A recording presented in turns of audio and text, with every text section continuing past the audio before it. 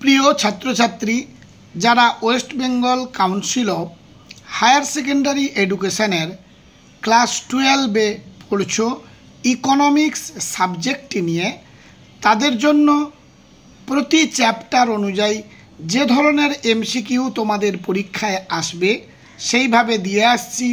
আজকেও এই ভিডিওটি তোমাদের জন্য খুবই গুরুত্বপূর্ণ। 100% কমনযোগ্য এমসিকিউগুলো এই বেকার সমস্যা চ্যাপ্টার থেকে তোমরা দেখে নাও।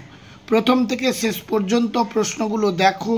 বিভিন্ন টাইপের প্রশ্ন, অর্থাৎ শূন্যস্থান পূরণ, স্তম্ভ মেলাও, অ্যাজারশন রিজন, এইভাবে যে সমস্ত প্রশ্নগুলো তোমাদের আসবে সেই ধরনের প্রশ্ন তৈরি করে দিয়েছি এই চ্যাপ্টারটি থেকে।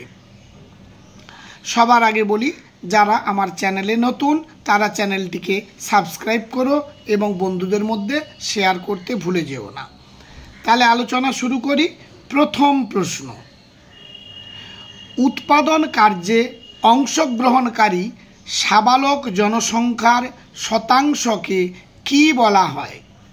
উত্তর হলো অংশগ্রহণের হার। পরের প্রশ্ন, ভারতের কৃষিক্ষেত্রে কোন ধরনের বেকারি বেশি? উত্তর হলো প্রচ্ছন্ন বা ছদ্মবেশী বেকারি। পরের প্রশ্ন, বেকার ব্যক্তির সংখ্যা ইকুয়াল টু শ্রম বাহিনী মাইনাস ড্যাশ, ড্যাশে বসবে কর্মী বাহিনী। পরের প্রশ্ন, ভারতে পুরুষদের তুলনায় মহিলাদের কম নিযুক্তি কি নির্দেশ করে?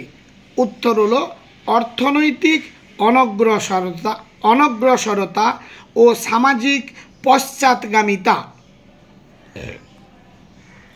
পরের প্রশ্ন, প্রকৃতই কর্মরত বা কর্মে ইচ্ছুক শ্রমিকদের সংখ্যাকে কি বলা হয়? উত্তর হলো শ্রম বাহিনী। যে সমস্ত ব্যক্তিরা কাজ করতে সক্ষম এবং প্রচলিত মজুরিতে কাজ করতে ইচ্ছুক তাদের কি বলা হয়? উত্তর হলো শ্রম বাহিনী।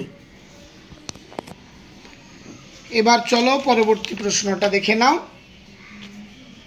বেকারির হার বলতে কি বোঝায়? উত্তর হলো বেকার মানুষের সংখ্যা বাই শ্রম বাহিনীর আয়তন ইন্টু 100। কোনটি ভারতে বেকারির কারণ নয়?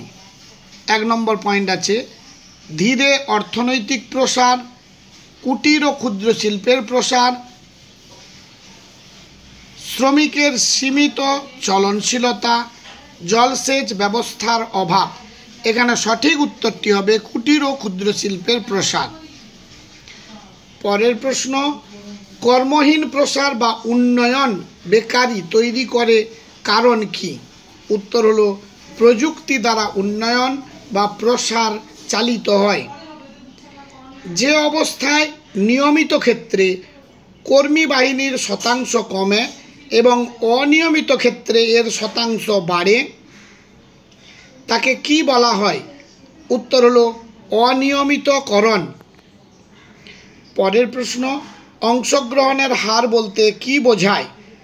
উত্তর হবে মোট কর্মী বাহিনী বাই মোট জনসংখ্যা ইন্টু 100। এবার পরবর্তী প্রশ্ন, কোনটি ভাড়া করা শ্রমিকের উদাহরণ নয়? একটি অপশান রয়েছে দৈনিক মজুরি, 2 নম্বর আছে কোনো চাষি তার খামারে বীজ বপন করে, 3 নম্বর আছে কারখানায় কর্মরত ইঞ্জিনিয়ার, আর 4 নম্বরে আছে ক এবং খ উভয়ই। সঠিক উত্তরটি হবে কোনো চাষি তার খামারে বীজ বপন করে। এটি কোনো ভাড়া করা শ্রমিক নয়, কারণ এটি স্বনিযুক্ত কাজ, অর্থাৎ নিজের অধীনে নিজেই কাজ করে। পরের প্রশ্ন, ভাড়া করা শ্রমিক কারা? যারা অন্যের জন্য কাজ করে, যারা স্বনিযুক্ত নয় তারাই হলো ভাড়া শ্রমিক। পরের প্রশ্ন, যে শ্রমিকরা পেনশন বা গ্র্যাচুইটির সুবিধা পায় না তাদের কি বলা হয়? উত্তর হলো অনিয়মিত শ্রমিক ও দিন মজুর। পরের প্রশ্ন, কোন ধরনের বেকারিতে শ্রমিকের প্রান্তিক উৎপাদনশীলতা শূন্য হয়? ইম্পর্টেন্ট উত্তর হলো প্রচ্ছন্ন বেকারি, যা কৃষিক্ষেত্রে দেখা যায়। পরের প্রশ্ন, অর্থনীতির মোট উৎপাদন বৃদ্ধি কখন ঘটে? উত্তর হলো অধিক কর্মসংস্থানের মাধ্যমে। 2 নম্বর হলো উন্নত প্রযুক্তি ব্যবহারের মাধ্যমে। পরের প্রশ্ন, বিভিন্ন মজুরির হারে শ্রমের যোগানকে কি বলে? উত্তর হলো শ্রমের যোগান।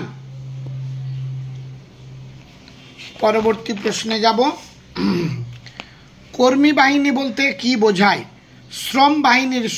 শ্রম বাহিনীর সেই অংশ যারা কর্মে নিযুক্ত, তাদেরকে কর্মী বাহিনী বলে। গ্রামাঞ্চলে মহিলা শ্রমিকদের অংশগ্রহণের হার বেশি কারণ কি?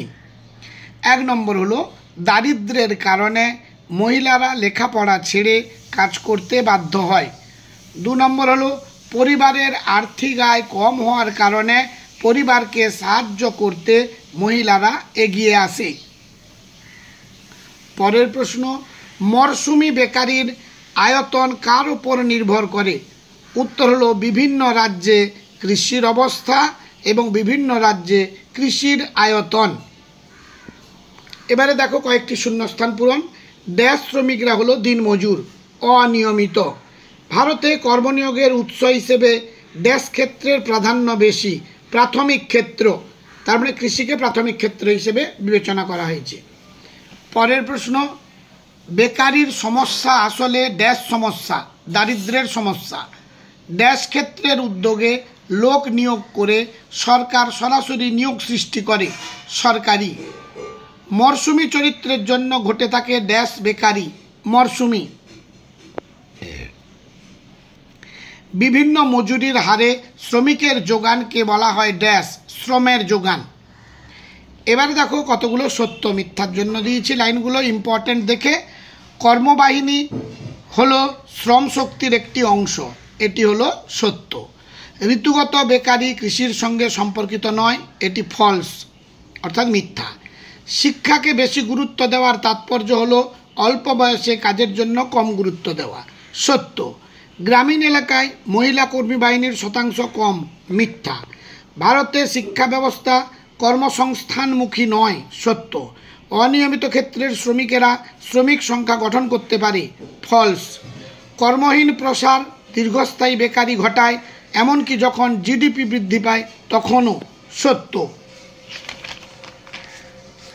এবার আছে দেখো স্তম্ভ মেলাও, এটা তোমরা দেখে নাও। ক স্তম্ভের সঙ্গে খ স্তম্ভ, এখানে স্তম্ভ মেলাও সঠিক জোড় নির্বাচন করে। এখানে সঠিক জোড় হলো সির সঙ্গে নিয়ম মাফিক শ্রমিক, তার সঙ্গে শ্রমিক সংঘ গঠন করে, এটি হলো। তারপর ক স্তম্ভের সাথে খ স্তম্ভ, এটি যে যার ভাবে সহজ করে লিখে দেওয়া আছে, তোমাকে শুধু মুখস্থ করতে হবে। স্তম্ভে মেলাওটা মেলানোই রয়েছে। 3 দাগেও একই রকমভাবে মেলানো রয়েছে, তোমরা দেখে নিও।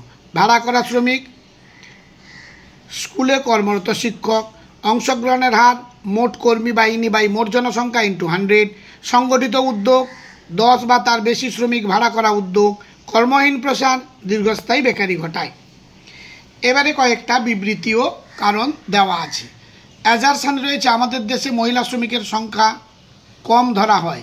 রিজন হলো কোনো সামাজিক বা পারিবারিক হস্তক্ষেপ ছাড়াই মহিলা নিয়োগ একেবারে নিজস্ব সিদ্ধান্ত। এ সত্য, কিন্তু কারণ বা যুক্তি অর্থাৎ আরটি হলো মিথ্যা। আরেকটি রয়েছে 2 দাগে, সেটাও দেখে নাও তোমরা। 3 দাগে আরেকটি দিয়েছি, দেখে নাও। এই হলো তোমাদের এই বেকার সমস্যা চ্যাপ্টারের, এটি হলো শেষ। এইভাবে প্রতিটি চ্যাপ্টারের সাজেশন ভিত্তিক প্রশ্ন উত্তর পেতে চ্যানেলটিকে সাবস্ক্রাইব করে রেখো।